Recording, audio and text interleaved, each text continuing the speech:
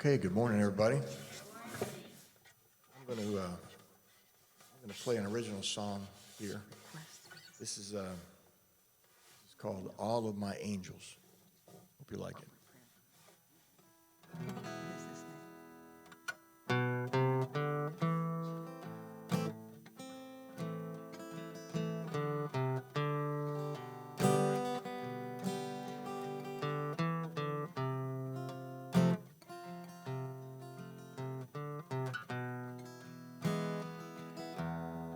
When I was sure I really knew nothing, now I know nothing, and I am sure I was not blind, I just couldn't see all of my angels carrying me. One step ahead, 2, 3, and 4. Next thing you know, you don't worry no more. It's time to believe what you can't see. An invisible world surrounds you and me.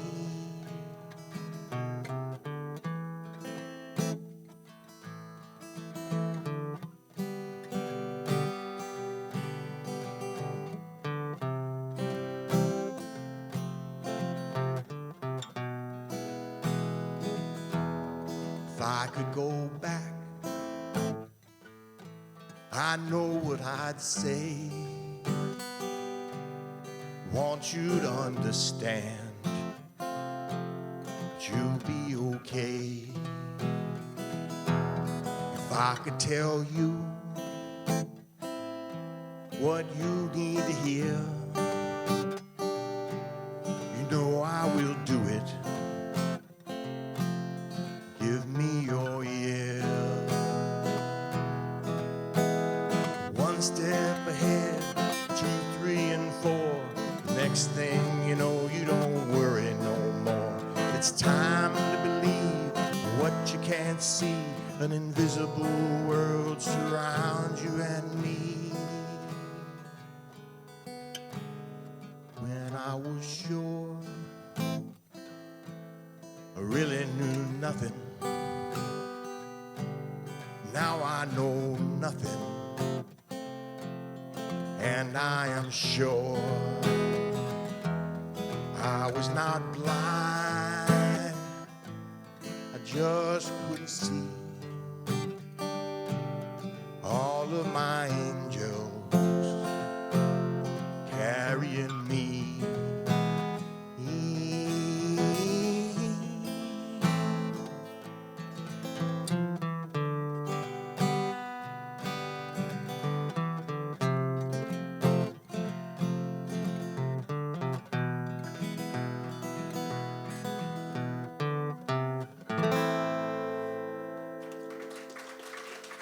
Thank you very much.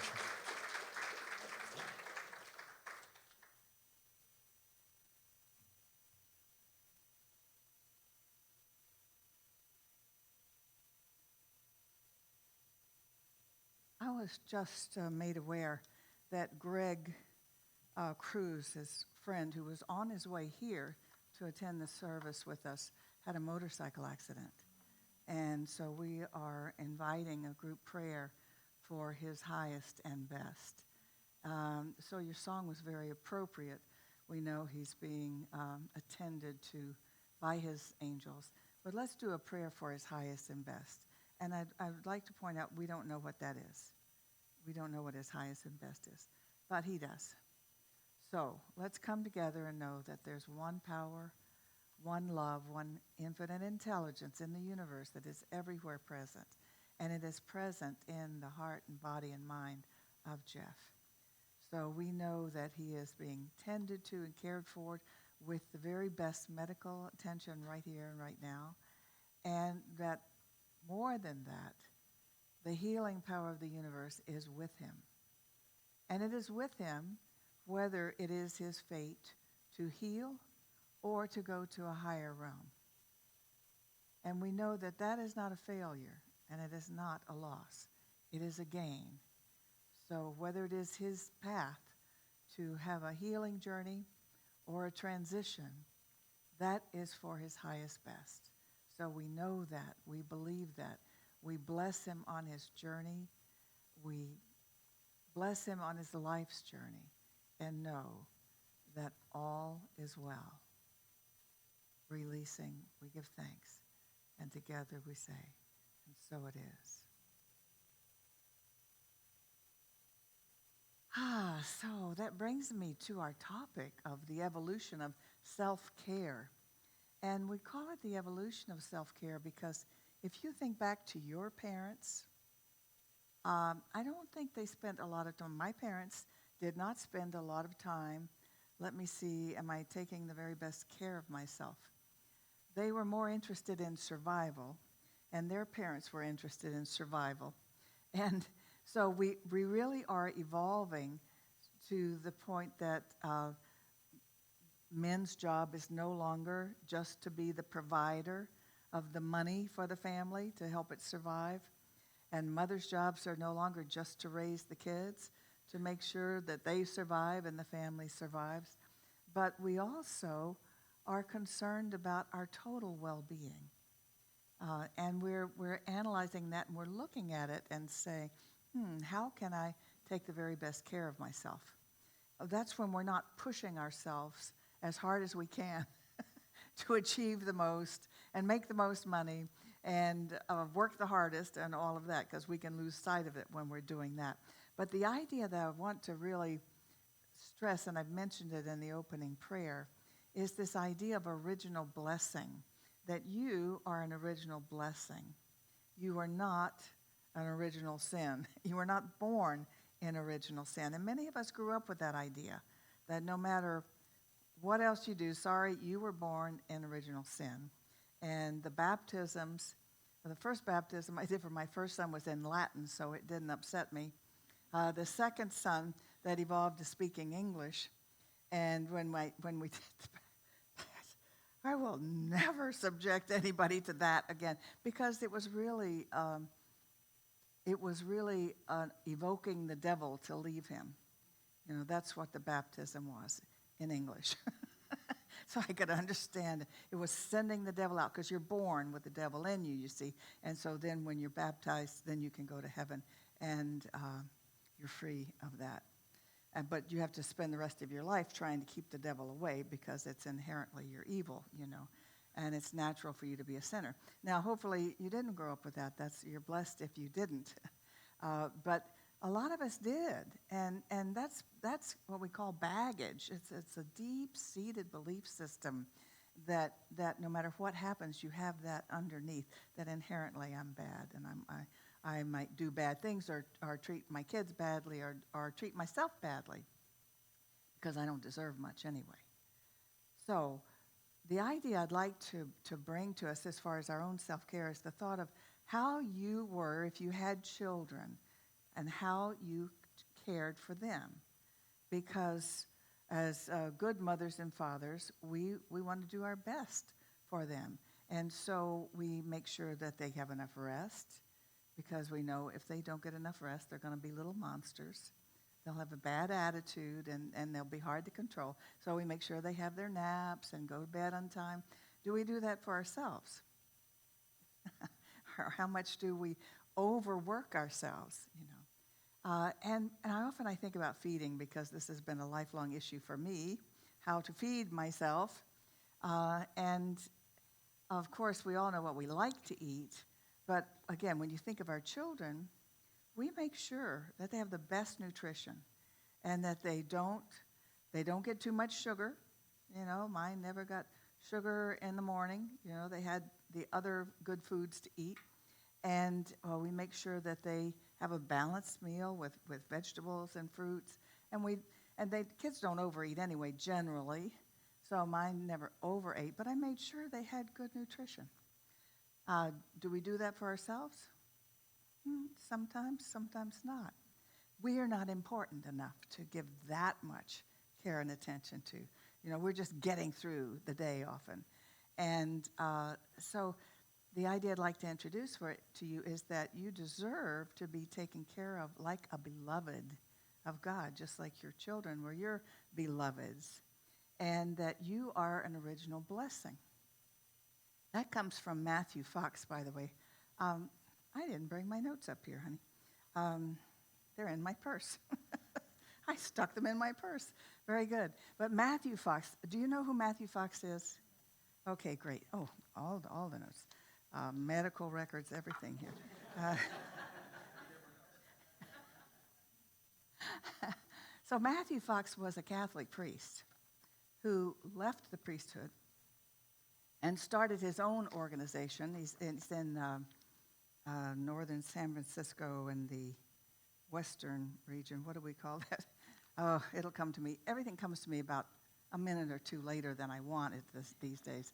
But he started his own organization, and he has written so many wonderful books. And he really believes basically what we believe. And he talks about this glasses. See how we have to take care of ourselves these days? Glasses. He says one must let go of internalized oppression, how we oppress ourselves, and dare to see oneself again as an image of God, as an original blessing, as a co-creator with the divinity. Self-love is a rare and radical kind of love. Self-care, a rare and radical kind of love, because it requires a trust of our right to be here and of the universe's love of us. He wrote a book called The Coming of the Cosmic Christ. I think he's written at least a dozen books. But and one of the things that he was doing when I heard him speak was he was putting on raves in the Bay Area. The raves were where the kids were using all the drugs and stuff to have an out-of-body experience. Well, he would do drugless raves and show them that they didn't need the drugs to have an ecstatic dance experience. But he's doing a lot of things, and the important point is that if we really are an original blessing, how then shall we care for ourselves? I didn't time myself, and I'm sharing this time with Bob. But there are basically 5 areas where we take care of ourselves. Now, my father didn't do this. As I said, he was interested in providing, and he pushed and pushed and pushed always to provide more. And for us, he loved us. He wanted us to have the best, but we would rather he pushed himself less and had lived longer. All that pushing is a lot of stress. So there are 5 areas where we want to think about taking care of ourselves. You and I know the most important one is spirituality, being aware of our spiritual nature and giving that time and attention, time to meditate, time to pray, time to study and learn and think of ourselves as spiritual beings. That is the most important. I would call that peace, seeking peace in your life. That is primary. And then we have what you might think of, of course. We have the mental well-being, the physical well-being, the emotional well-being, and I'm going to add another one as your relationships, because they kind of include all of those, but are so important to our well-being that we can't take them for granted. So mentally, what do we need? Well, of course, we need good stimulation of good classes and good books.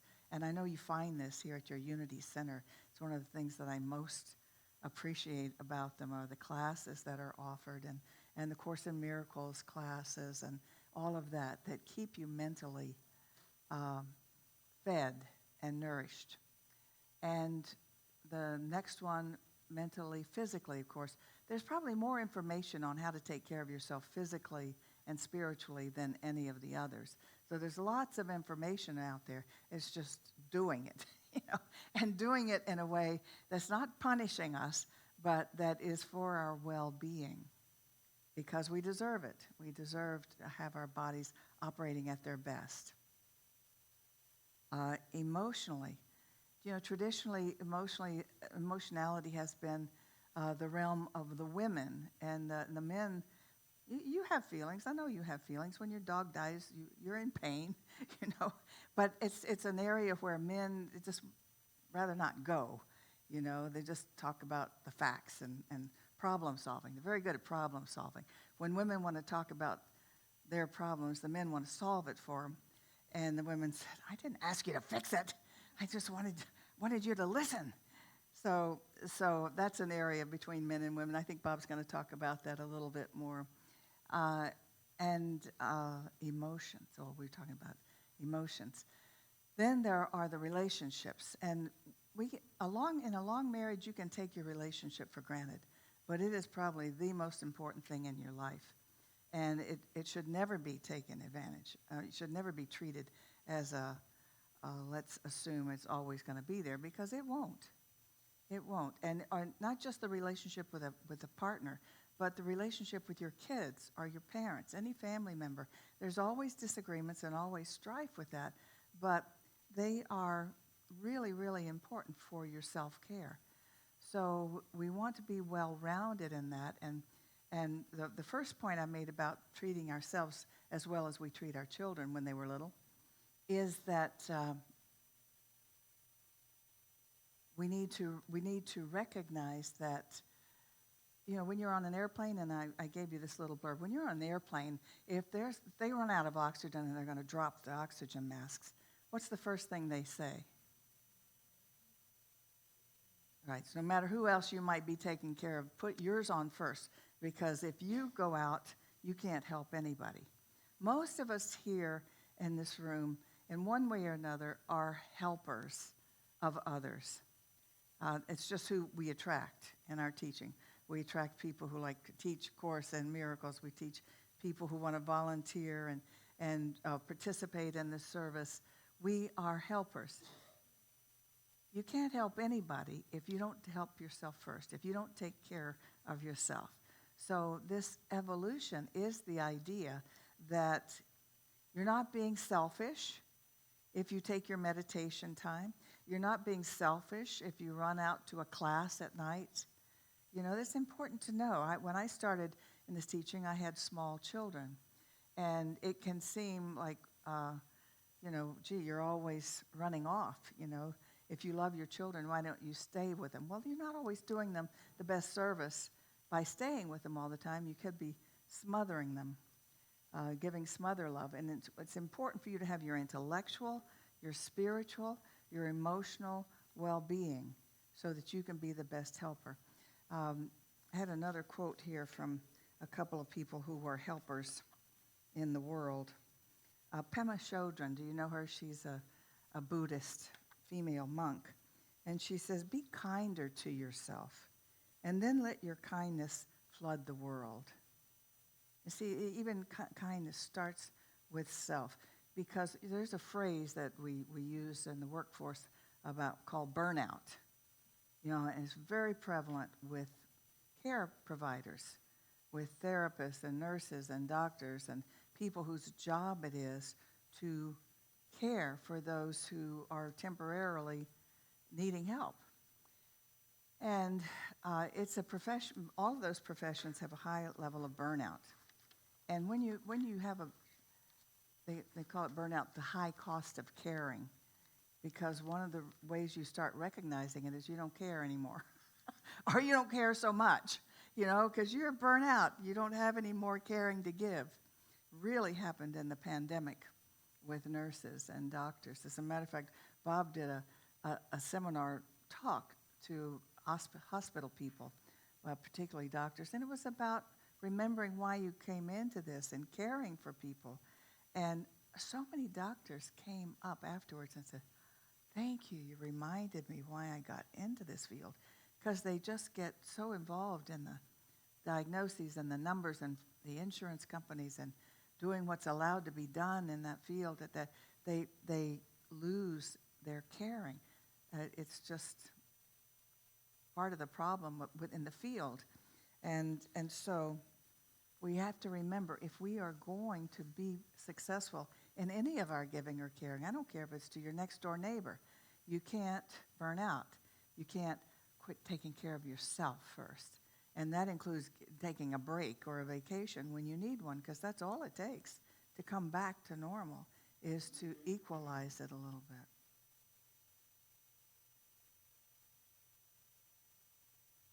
Another quote I have is, self-care is not a selfish act. It's simply good stewardship of the only gift you have, the gift that you were given as you came to this earth to care for others. So it can feel selfish that way. It can feel like self-indulgent. It was for me because, I grew up with a father who was a workaholic, and my mother just watched him, and took care of us. But when I had young children, I was introduced in this teaching that self-care is important, and that recreation is recreation, that you really need to go out and have fun to rebuild yourself.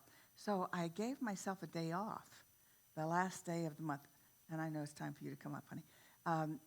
I gave myself a Friday off. I had my own business, I had kids, and I'm going sailing. And there was a guy in our church that was, he was an old guy, really old, about 60 years old. And I was 30. And I went up to him and said, I understand you take strange people sailing with you. And he said, the stranger the better. So I started going sailing with him. It was right in Fort Lauderdale. And I had the best time. And he taught me how to scuba dive. Then I went and got real lessons.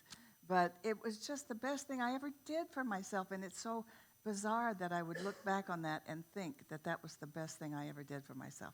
Not all the working, not going to college, not all the hard work I did, not all the people I tried to save. It was recreation. So that's very important for your self-care as well. So I'm going to invite Bob up now. And he's probably saying, now if I can remember what I was going to say.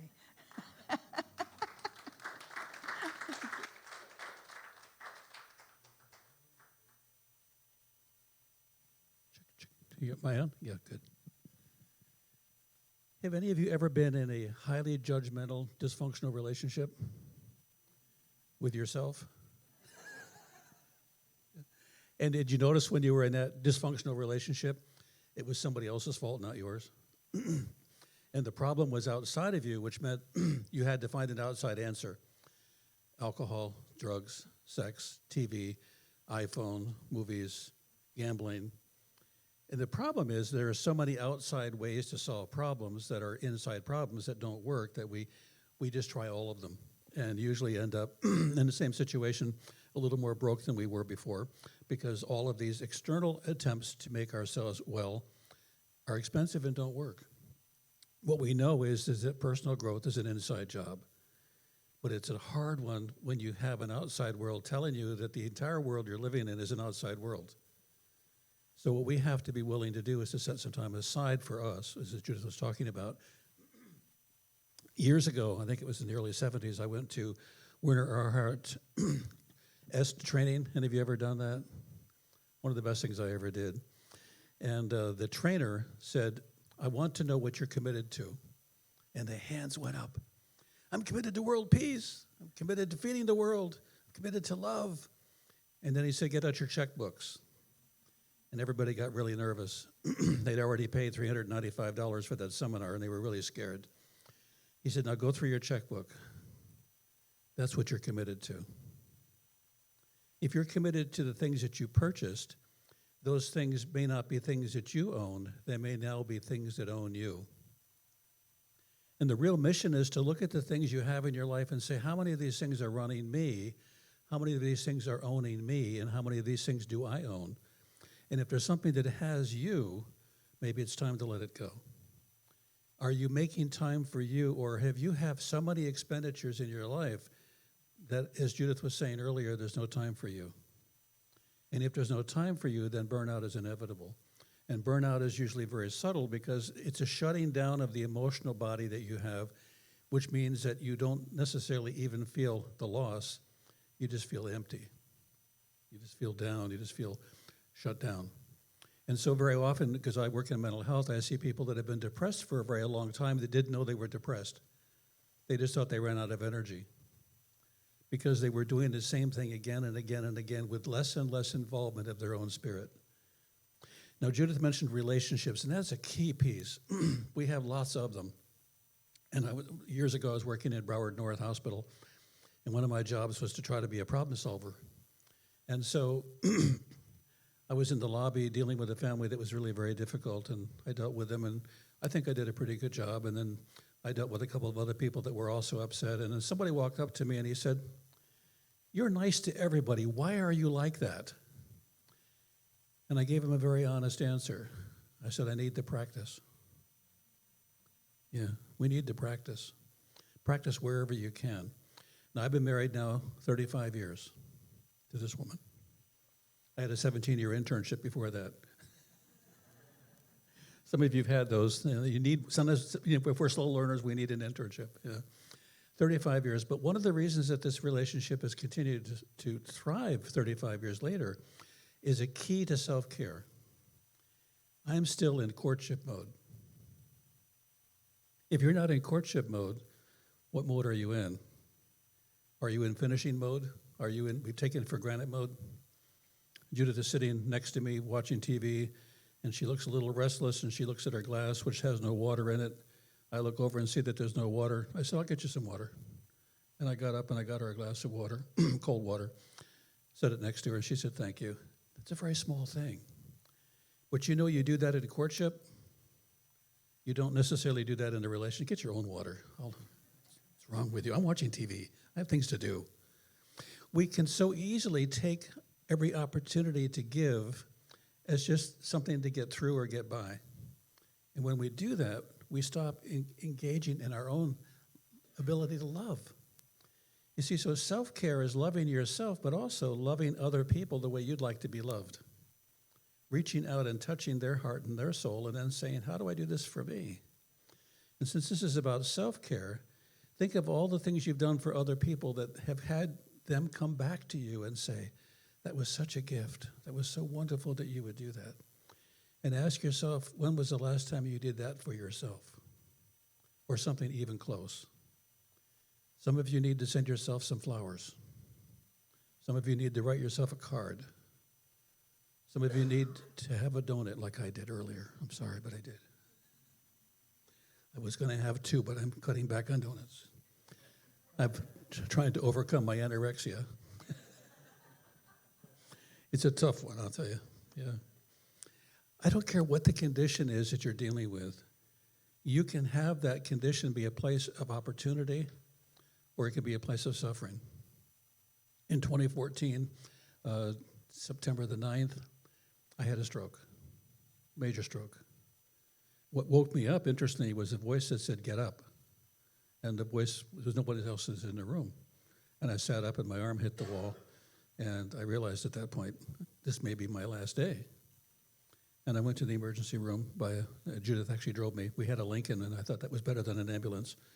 We probably should have taken an ambulance, but while I was in the emergency room, I had to take a close look at myself and ask myself, how have I cared for myself? Why is this happening to me? Is this a condition that's an outpicturing of the way I love me?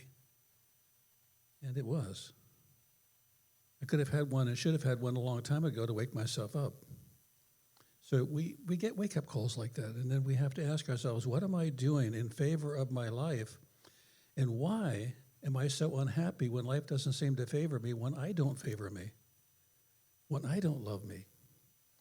And so this business of self-care isn't optional. It's not something you add on to the end of your day. Ideally, it's something you start your day with, and you give consideration to for your entire day, and then you actually maybe finish up at the end of your day. Our spirituality, our emotional spirituality, our emotional well-being depends on our own self-care. Now, being a guy, I see the world a little differently than many of you women out here. I know that. And I think a short story. A man, husband and wife, and he says, I'm going to go out with Joe, and we're going to go golfing. She says, oh, Joe, he just lost his wife about a month ago. Yeah, I know. I hope he's doing okay. Oh, okay, yeah. So he goes out and he plays golf, comes back, and his wife says, so how's Joe? He's fine. Well, how's he doing with the loss? I don't know, it never came up. He didn't bring it up. I didn't bring it up. We played golf. It's done. It's over. We typically don't share our feelings. We often don't talk about how we feel. We often haven't been told that it was even important or that it was valuable. You go out to play golf, actually it's a time to communicate if you wanted to do that, but we're not real good at that. And so since we're not good at that, a relationship is really, really important, because if you have a good relationship, the partner who is more emotionally available may be able to encourage you to be more emotionally involved if you're not going to take it the wrong way. And you might be able to encourage more problem solving, which is something we like to do. Maybe not.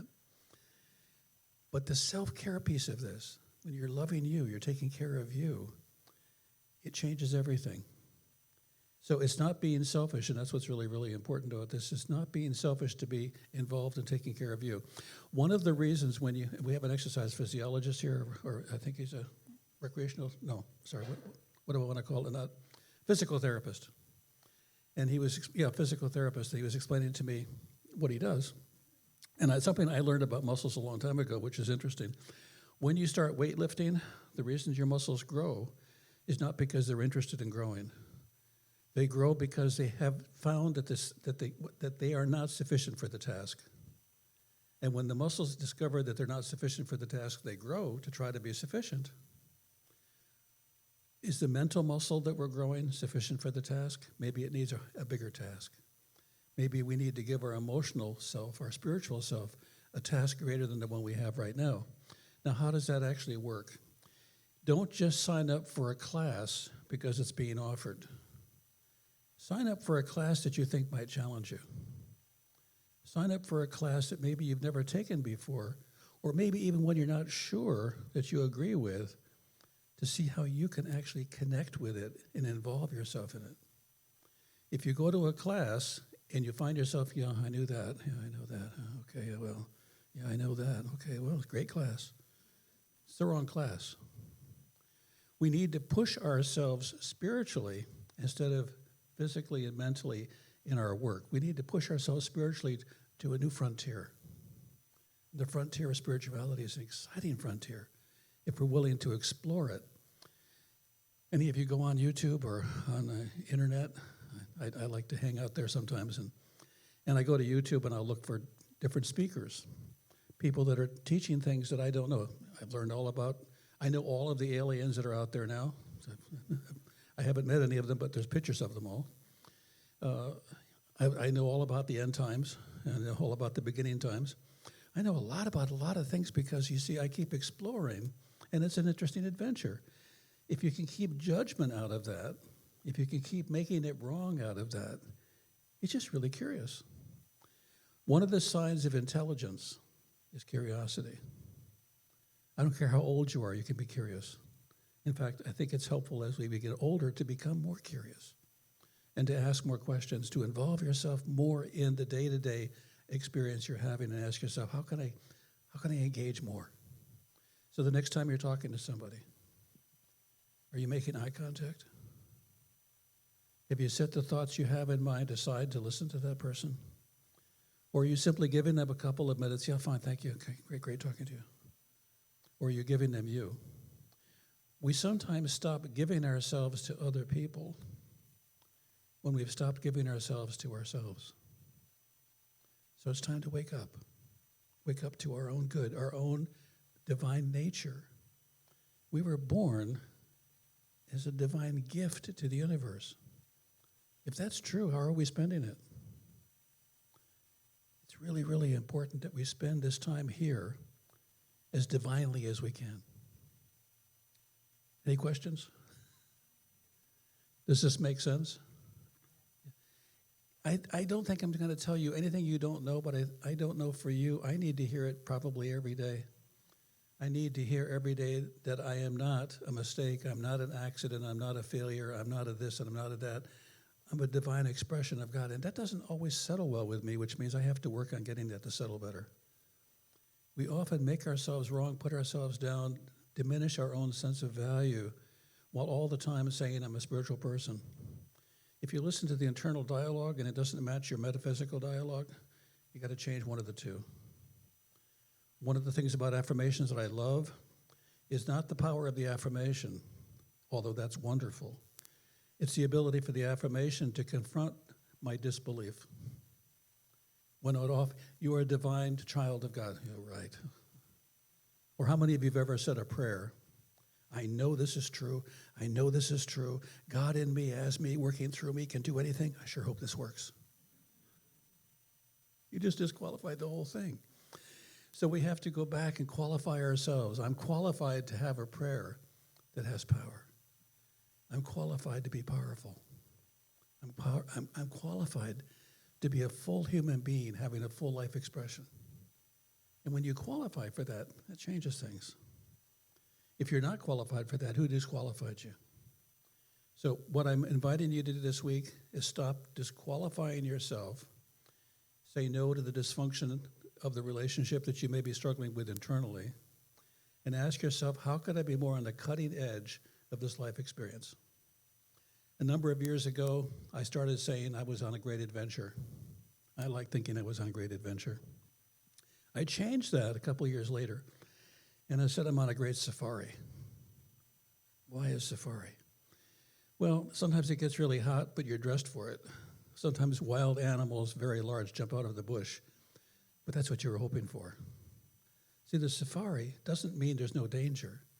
It means you signed up for this exquisite opportunity to meet every one of life's challenges and say yes to it. And when a lion comes out from behind the bush, oh my God, thank God, a lion. Another lion. What else is there? Yeah. When we were in South Africa, Kruger Park, I watched the trees and the bush move as I was standing next to the car on the road. And I thought, that's interesting. I never saw trees move like that. And then slowly out of the bush came a huge elephant. And I watched the elephant coming closer, and she shook her head, and I knew that was a sign that she wasn't going to be my best friend, so I backed up. And then she brought out her baby elephant. Oh my God, it was beautiful. It was beautiful to see her size, her caring, her compassion for her own baby. It was wonderful to see the baby and his curiosity as he looked at me and flipped his trunk and said, I don't know who you are. This is what I signed up for. Now, this is not what some people signed up for. Okay, I see an elephant. I see mother elephant with her baby. Okay, any other animals here? Yeah. Have you ever gone to the zoo with people that are trying to see every animal before they leave? Yeah, okay, I saw the tigers, saw the snakes. I guess that's it. As opposed to hanging out with the animals long enough to feel their presence. Interestingly enough, when you do that, you begin to feel your own. So the way to tune into the world is tune into yourself, tune into the world, is it back and forth? It's a relationship. It's incredible. Now, I may have shared this with you before, and I'll make it short. I used to take people on nature walks in the Northeast where I'm from. I would do several different walks. One is I would say nothing about what to do. We're going on a nature walk. At the end of the nature walk, I would say, what did you see? A lot of trees. Okay. Anything else? I saw a few birds, yeah. Second nature walk. Today we're going to be looking for birds of prey. They would walk and they would see all kinds of hawks, sometimes an eagle. They would also see all the birds that weren't hawks because they were birds. They were looking for birds. The third walk, we're looking for reptiles and amphibians, anything on the ground. Nobody saw any birds. They saw snakes, they saw frogs, they saw toads, they saw salamanders, and they saw mice and chipmunks and squirrels. You see, what's true is you see what you're looking for. If you're not looking for all of life, why are you surprised you're not seeing much of it? So the invitation is to look more at everything, look long enough until you actually, I'm actually seeing this.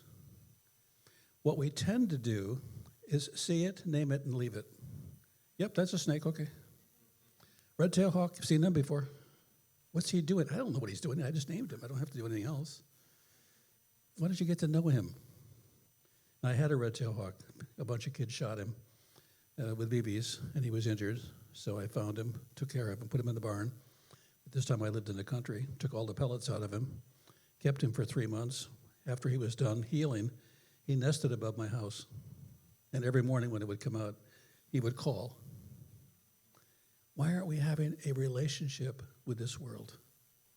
And that's one of the ways we can be spiritually evolving, is to look at ourselves as valuable enough to have a valuable relationship. So thank you for your time. I'm glad you're here. I am privileged to be here. I think you guys are amazing. You're my people. So thank you.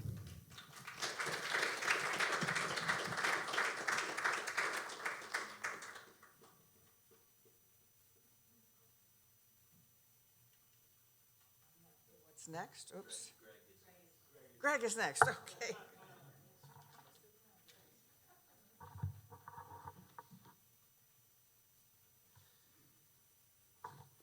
Now we move into our celebration of abundance, our opportunity to give back from our financial abundance. Let's begin by reading the Unity of Jupiter Prosperity Blessing together.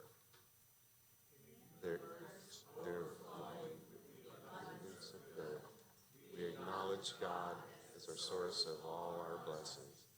We affirm our trust and acceptance of His good in every direction, known and unknown, expected and unexpected. Our abundant good comes to us now. Thank you, God. And so it is. There are many ways to give. You can drop your gift off in the baskets going around. You can also text your donations to 561-581-1119 or give by debit or credit card after today's service in our office located off the sanctuary. Most of these options can be set up for automatic recurring giving. To keep our time of giving sacred, I would like you to now take your gift in your hands and bless it. You are planting the seeds to your own prosperity and giving back to God from the abundance that has already been provided to you. Breathe life into your gift and thank God that you have this gift to give. Now affirm with me the offertory blessing. Divine love, through me, blesses and multiplies all that I am, all that I have, all that I give, and all that I receive.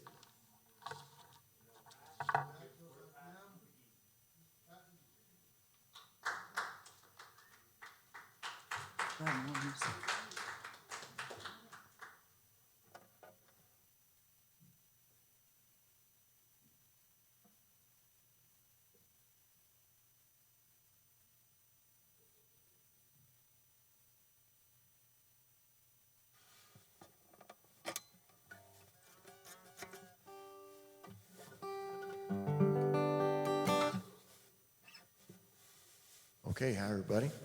I'm going to do another original song now. This is a song called Try and Learn Again. Hope you like it.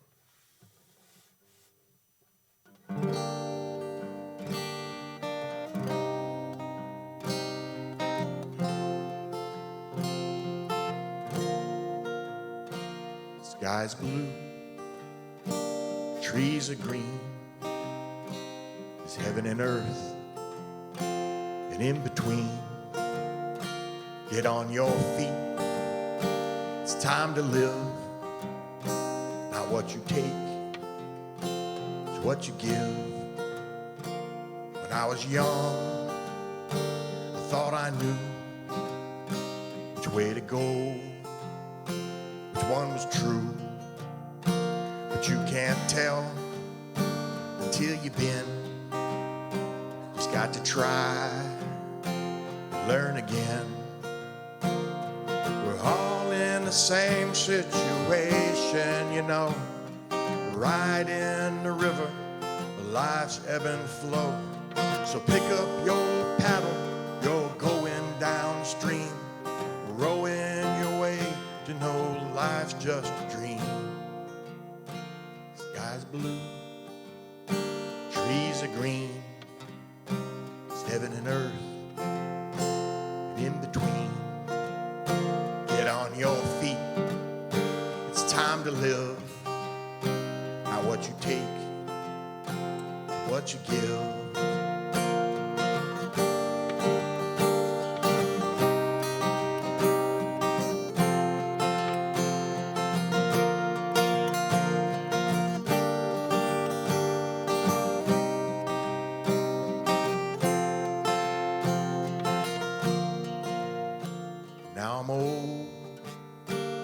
Yes, I know which one is true, which way to go, but you can't tell until you've been.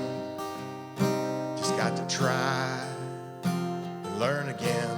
We're all in the same situation, you know, right in the river, the lights ebb and flow.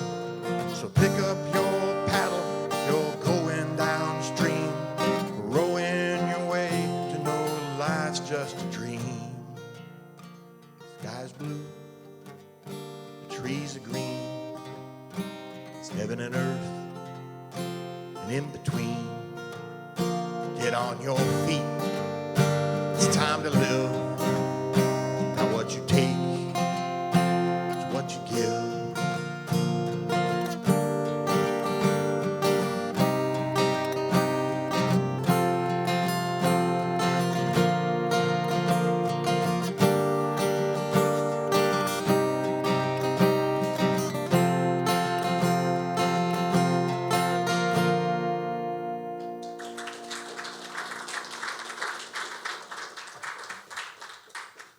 Thank you very much. I need to turn this mic on. There we go. I think you can hear me, can't you? Okay, great. So would all of our prayer chaplains come forward, please? We'd like to bless the offerings. And some of you may not have it in the bag. You may give it later or in the office, but let's bless the offering.